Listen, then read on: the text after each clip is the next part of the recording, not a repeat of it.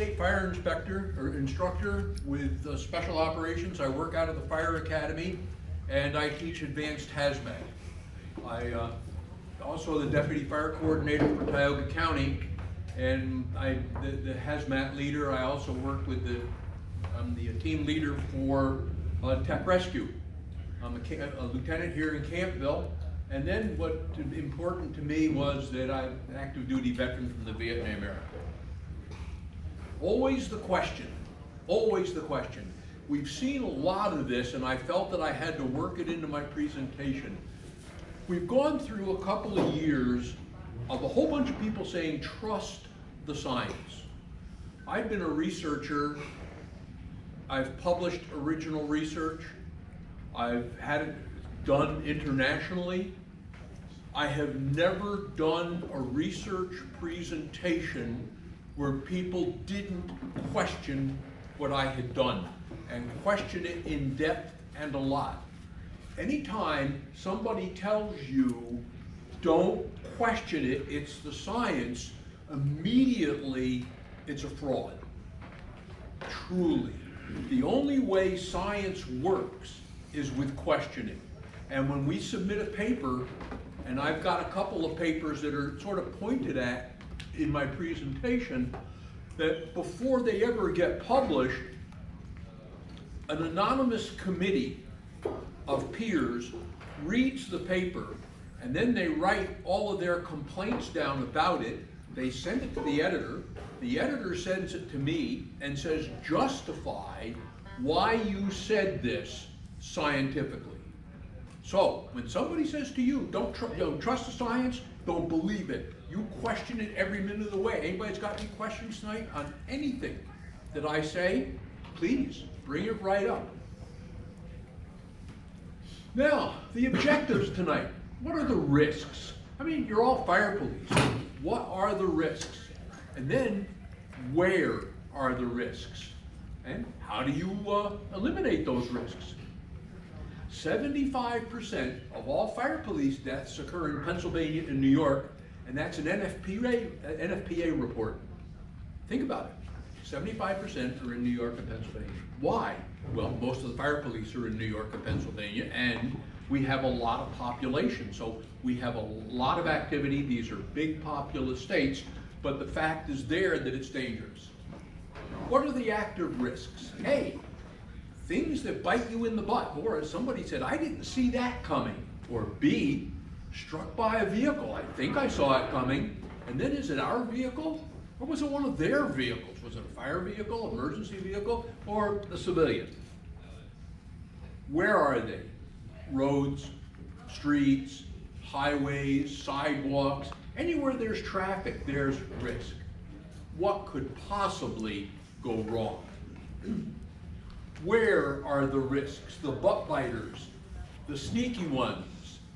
How often, I'll ask you a question, it's not scientific, but I'll ask you the question anyway. How often are the fire police the first on the scene?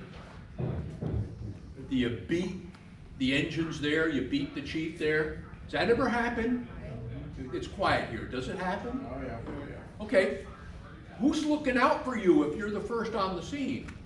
You are. So you need to have some knowledge that goes beyond just what fire police do. You've got to be able to assess a scene and look at it and say, you know, I'd really be smart not getting too close to this one. Are you aware of hazmat? Are you aware of trench collapse and confined space? You go, how are we going to do that? Oh, and by the way, it's a fire rescue problem. We're the fire police. Nuh-uh. Let's talk about trench collapse.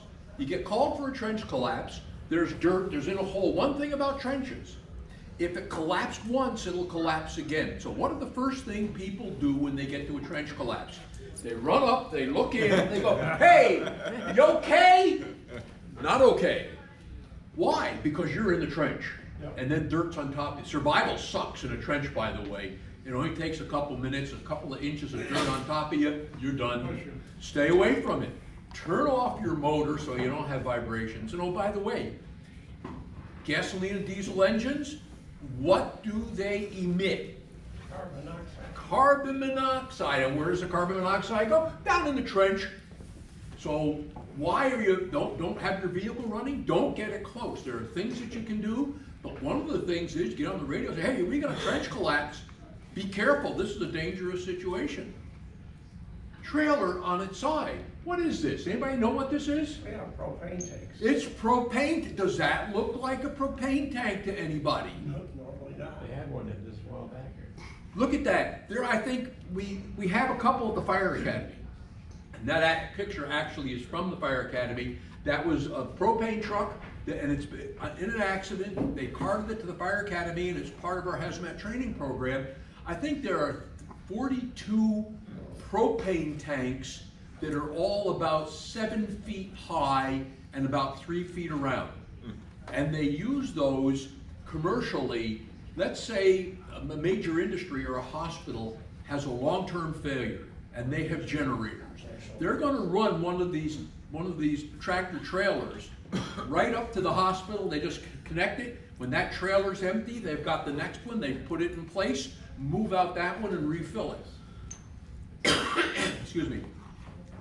The sucker with this is they're not placarded. So that, you know, when you get a propane tank or a truck that runs down the highway, big tanker, it's got numbers on it. You can see the placard. There's no placarding on this. Is this a hazmat event? Abso-friggin-lutely. Greatest fire police risk are the unknown hazmat calls. You pull up, it didn't look like anything when you got on the scene. And then all of a sudden you go, gee, and I'll relate one that happened to us. We got a trouble breathing call in Campville.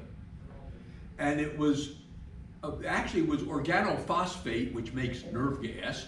Now you might say, where are we gonna get organophosphate? We're the fire police. It's insecticide.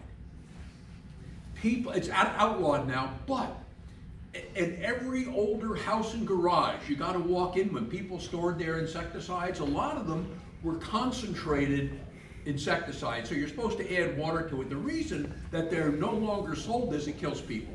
So you know it's bad for morale. So that if you kill somebody, you don't like that. So the companies that make this don't distribute it quite so much. We get a call, and it turned out that the victim called in with trouble breathing with a heart attack. A supposed heart attack, and he is sick, and he is unconscious on the floor, but he also had a meth lab in the area, so he was struggling. Now, one thing about meth addicts you got to know, they itch. What do they call them? They call them tweakers or pickers. Yeah. All the time, and if you look at them, you can tell meth addicts. They really, really they look like about 30 years older than they are. They may not have teeth. Their complexion is terrible. They've lost weight. Their hair is falling out. They're